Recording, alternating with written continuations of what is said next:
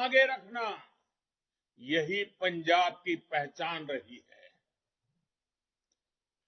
BJP और NDA की ये परंपरा रही है, वो राष्ट्र भक्तों के साथ हमेशा खड़ी रहती है, उनके सम्मान की हर पल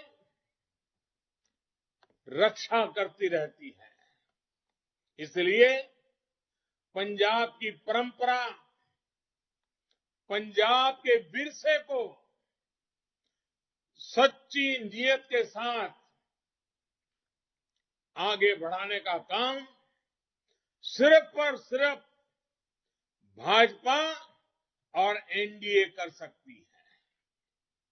साथियों, पंजाबियत के लिए, सिख परंपरा के लिए काम करना मेरे लिए वो सेवा का काम है, मेरा सौभाग्य है।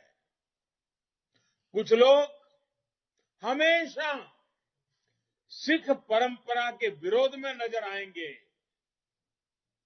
जबकि भाजपा और भाजपा के एनडीए के साथी हमेशा सिख परंपरा के साथ खड़े रहे हैं।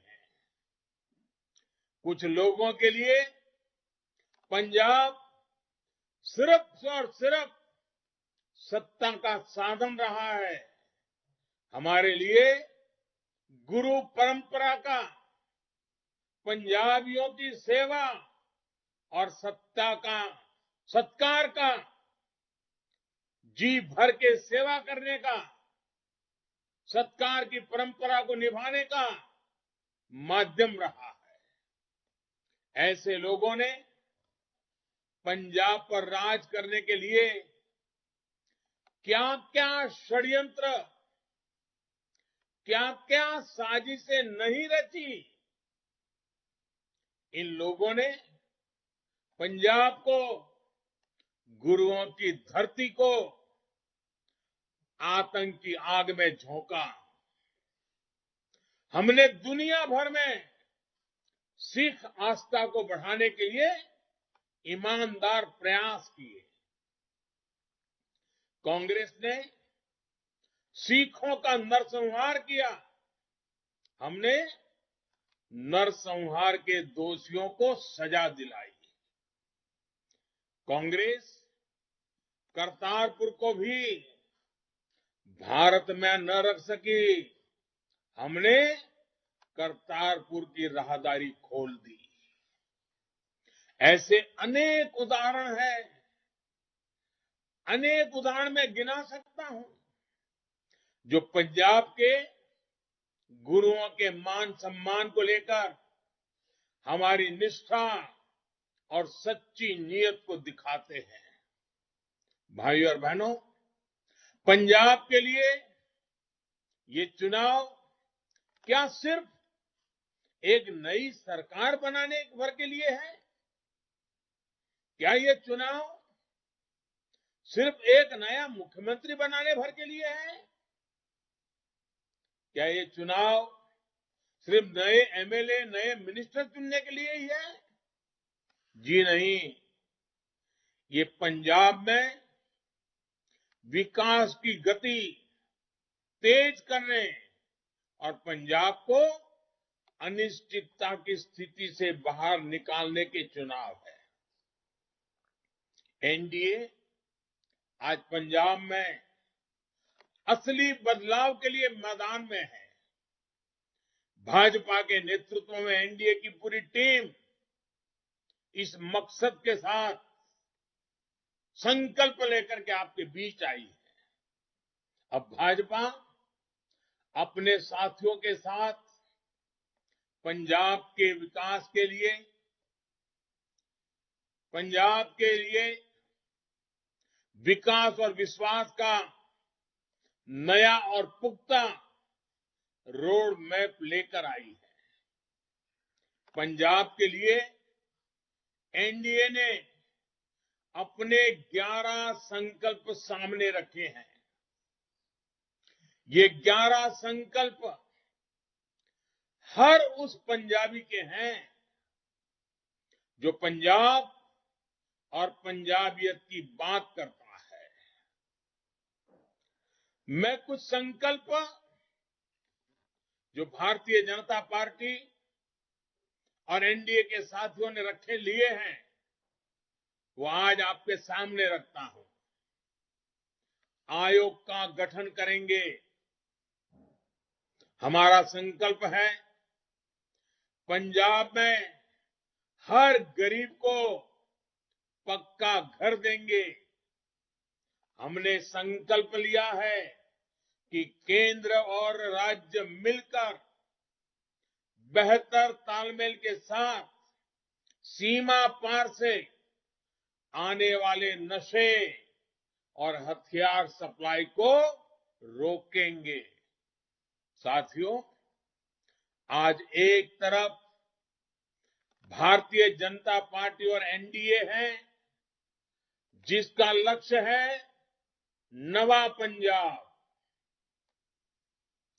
इतिहास गवाह है, पंजाब की मजबूती देश को मजबूत करती रही है। मैं पंजाब की माताओं, पंजाब की बहनों, पंजाब की बेटियों से विशेष रूप से कहना चाहता हूं, नशे की जिस समस्या ने आपको, आपके परिवार को तबाह करके रखा है, जिसके कारण आप परेशान हैं, और आप लोग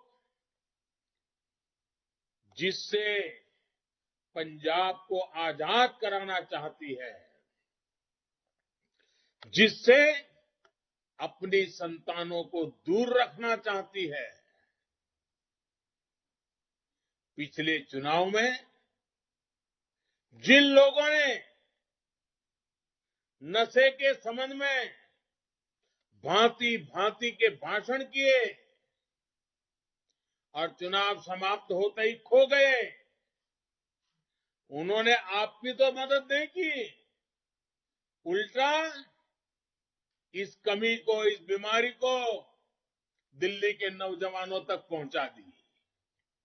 वो लोग आज फिर वहां पहुंचे हैं और यहां आकर मीठी मीठी बातें करके आपसे फिर वोट मांग रहे हैं। ऐसे लोगों से पंजाब, आपने देखा है कि कैसे कांग्रेस अपने कैप्टन साहब के अपमान में ही ऊर्जा लगाती रही। ये काम उनके बस में भी नहीं, जो दिल्ली तक को नहीं संभाल पा रहे। ऐसे में पंजाब के सामने अगर कोई मजबूत विकल्प है, पंजाब के हितों के लिए अपने आप को खपाने वाला कोई विकल्प है, तो विकल्प है भाजपा और एनडीए। हम 21वीं सदी का स्वर्णिम भारत बनाने में, आत्मनिर्भर भारत बनाने में जुटे हैं। इस विजन का पंजाब बहुत अहम हिस्सा है। जब यहां विकास का डबल इंजन लगेगा, तो पंजाब में विकास की गति भी बढ़ेगी और प्रगति भी आएगी। साथियों, एनडीए के पास नवा पंजाब का विजन है और काम का ट्रैक रिकॉर्ड भी है। केंद्र सरकार की मदद से पंजाब के अमृतसर में आईआईएम और भटिंडा में एम्स बनाया गया है।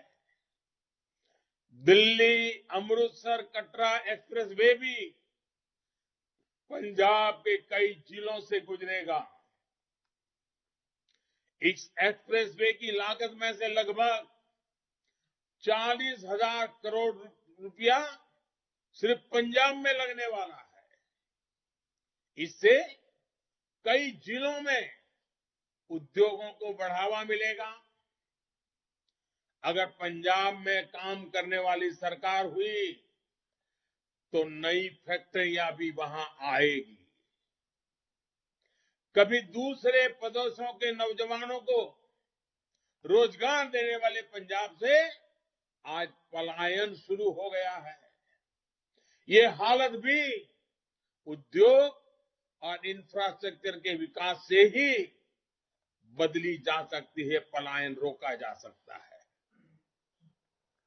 भाइयों और बहनों, यहां मंडी गोविंदगढ़ पारंपरिक रूप से स्टील सिटी के नाम से प्रसिद्ध है। अंतर्राष्ट्रीय बाजार से प्रतिस्पर्धा करने के लिए यहां जिस तरह के इंफ्रास्ट्रक्चर की जरूरत है, जो संसाधन चाहिए, उस पर ध्यान देने की जरूरत है। भारतीय जनता पार्टी एनडीए सरकार वन डिस्ट्रिक्ट वन प्रोडक्ट इसके तहत इस तरह के सभी औद्योगिक केंद्रों का विकास करेगी। लुधियाना की टेक्सटाइल इंडस्ट्रीज को तेजी से नई ऊर्जा की जरूरत है। केंद्र सरकार ने टेक्सटाइल सेक्टर के लिए अभी खास तौर पर पीएलआई स्कीम की शुरुआत की है। इस योजना के तहत टेक्सटाइल मैन्युफैक्चरिंग को बढ़ावा देने के लिए इंसेंटिव दिया जाएगा। एनडीए सरकार जब यहां बनेगी तो ऐसी योजनाएं तेजी से लागू हो पाएगी जो पंजाब का कल्याण करेगी, पंजाब को विकास की नई ऊंचाई देगी। साथियों, पंजाब की खेती ने भारत को हमेशा ताकत दी है, लेकिन जो दल बरसों तक पंजाब की सत्ता के केंद्र में रहे, उन्होंने पंजाब के किसानों को क्या दिया? पंजाब के किसान को कर्ज से, बंजर होती जमीन से, कैंसर देने वाले पानी के पीने के पानी से मुक्ति देने का इन दलों के पास कोई रोड मैप ही नहीं है। पंजाब के किसानों को चाहिए बीज से बाजार तक आधुनिक व्यवस्थाएं। पंजाब के किसानों को चाहिए आधुनिक कोल्ड स्टोरेज, फूड पार्क और फूड प्रोसेसिंग के उद्योग। पंजाब के किसानों को चाहिए अपने उत्पाद एक्सपोर्ट करने के लिए बेहतरीन कनेक्टिविटी। इन सभी क्षेत्रों पर हमारी डबल इंजन की सरकार और तेजी से काम करेगी। साथियों, पंजाब के किसानों का खेती पर होने वाला खर्च कम हो, उनकी आय बढ़े, ऐसे हर काम को हमारी सरकार प्राथमिकता दे रही है। छोटे किसानों के कल्याण के लिए हमारी सरकार लगातार कदम उठा रही है। सबसे ताजा उदाहरण फर्टिलाइजर का है। पिछले साल हमारी सरकार ने पी&के फर्टिलाइजर के लिए करीब करीब 45,000 करोड़ रुपए से ज्यादा सब्सिडी बढ़ाई। यूरिया के लिए भी सब्सिडी में हमारी सरकार ने करीब करीब 35,000 करोड़ रुपए की वृद्धि की है। इस बजट में भी हमने फर्टिलाइजर सब्सिडी के लिए रिकॉर्ड राशि का प्रावधान किया है। भाइयों और बहनों, आज पहली बार पंजाब में एमएसपी पर रिकॉर्ड खरीद के साथ यहां के किसानों को इसका पैसा सीधा बैंक खाते में भेजा जा रहा है। 2014 से पहले के 7-8 सालों में पंजाब के किसानों को धान की फसल के एमएसपी के रूप में लगभग 1 लाख करोड़ रुपया मिले थे। पुरानी सरकार की मैं बात कर रहा हूं। 7 साल में 1 लाख करोड़, जबकि हमारी सरकार के दौरान